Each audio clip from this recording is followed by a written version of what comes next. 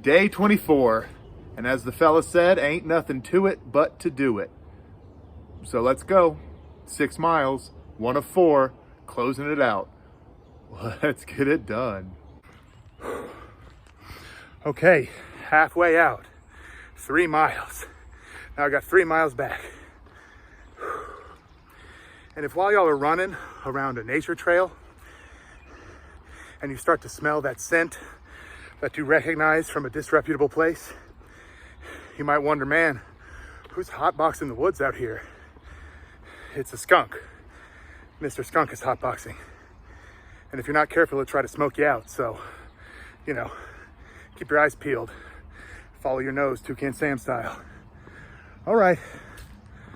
And boop, and here we go.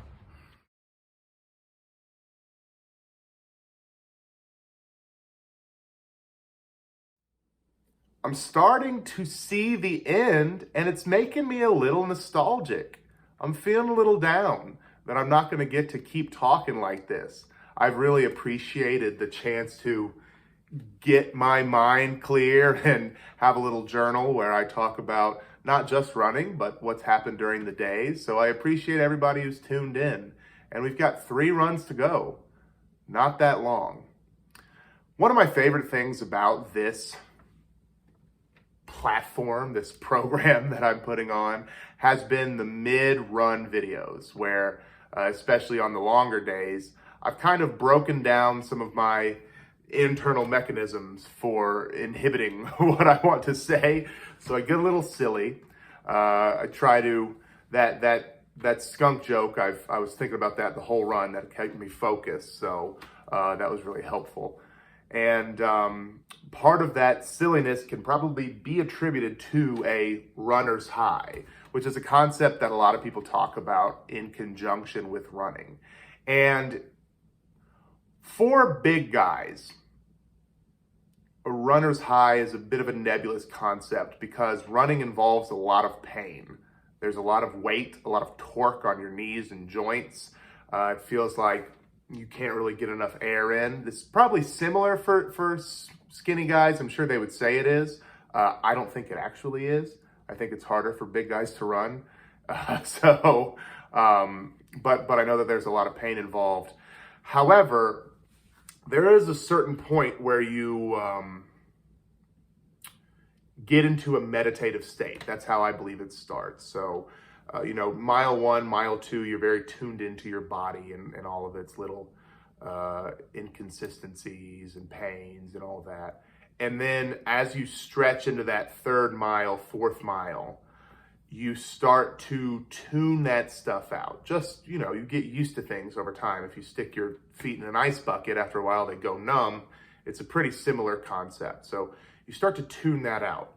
And there's kind of a thinking ball that starts in the back of your head and it starts to push forward where you're not really focused on how hard it is to breathe, or you're not focused on your cadence, but instead you're focused on some sort of thread of thought. And I think when you're competing, that thread is probably, you harness that thread to be better at competition. So you're tuned into, am I breathing correctly? Am I taking the right steps? Am I going the right pace? But when you're just running for fun, that thread could be anything. It could be that skunk joke. It could be a problem you're having at work. It could be any sort of, anything that just gives you something to focus on other than your body. And so what I found is that thinking thread comes through, you stop focusing on your body. And as I think through these things, I found myself much more connected to my emotions during a run. So you kind of, you maybe deal with some sort of unrealized emotion within yourself. There's a very therapeutic quality to being in mile 4, mile 5 of a long run.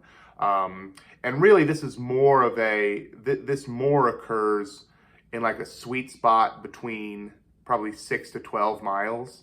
If you're running a long run, you probably get to this therapeutic sweet spot 70% into a long run like that. If it's longer, you start to really fatigue.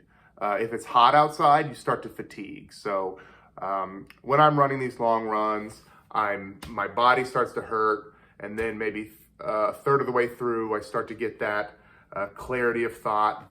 I start to get that meditative state where I'm thinking deeply about things. And then I get 60% of the way through and I start to feel connected to my emotions, like I said. And then when you come to the end, it's kind of like after you,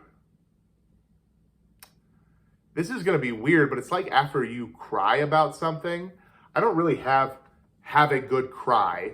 I think I cry a lot, but I don't really have a good cry where I feel released at the end.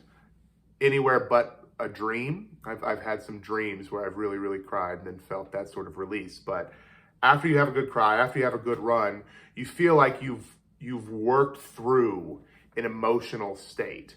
And so then you get this real sense of contentment that I would define as the definitive runner's high. You have this sense of contentment, your breathing is really even, you kind of have all your body's sore, so you have that sort of pull down that you would describe in other types of mind-altering states. And